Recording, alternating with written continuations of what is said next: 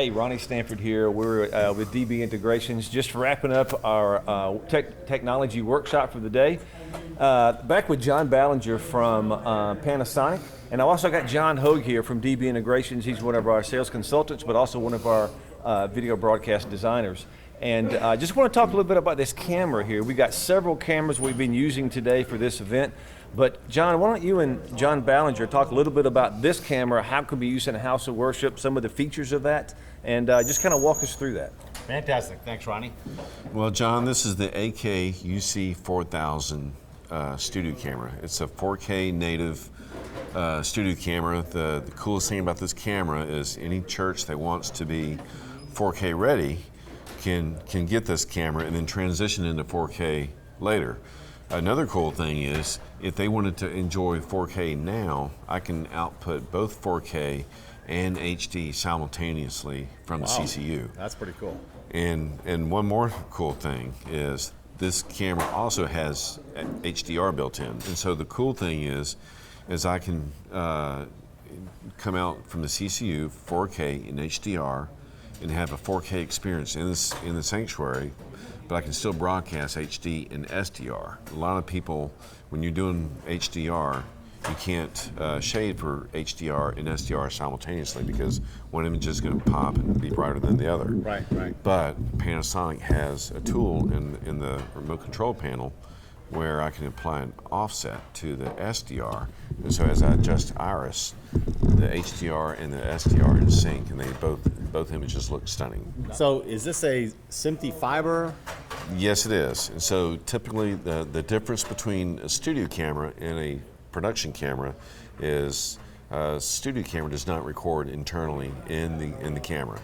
And so as you see on the camera, there's no P2 card slots on either side. So basically I'm just sending the video signal back from this camera to the CCU, which is going to be in the control room.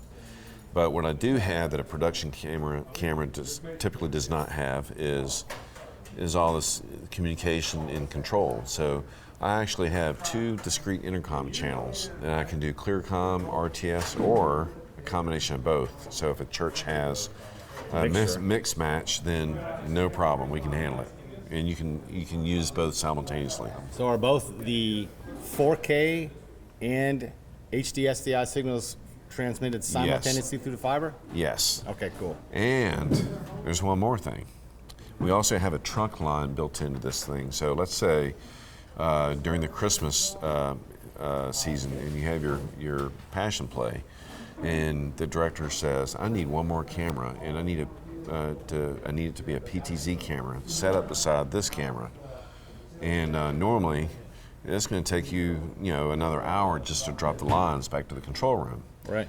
But with this camera, I can take the SDI out of one of our PTZ cameras, plug it into here, and it'll trunk the HD back over the fiber, back to the control room.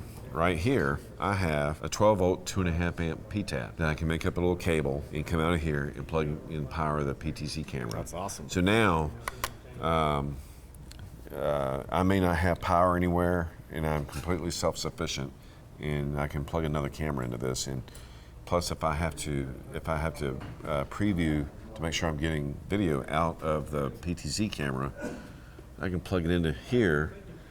Temporarily, just to make sure I'm getting an image. So you can use the viewfinder as a test monitor. Exactly. It's actually a Super 35 sensor in here, so Panasonic does things a little differently than our competitors. This is built kind of like a cinema camera, but there's a traditional B4 mount on the camera, so any 2/3 inch glass will work. Both Canon and Fujinon do make 4K glass. It is a little bit more expensive, but if you're going to be shooting in HD and maybe transition later, then you can use your 2/3 inch glass on this camera. You can also use big box lens as well. We have a build-up system that this slides into that you can hang a big lens on. All of our studio cameras also have a hot shoe mount viewfinder. And so if you notice that there's no wires on this. That's really cool, yeah. And so I have these pivot points, these adjustments where I can shift this viewfinder down behind the camera. So I'm assuming that you've got multiple levels of tally that you can apply in that. I have, your red, which is your program, green, which is your preview, and I have a yellow tally as well that I can use as a Live lock speed. mag or whatever. Yeah.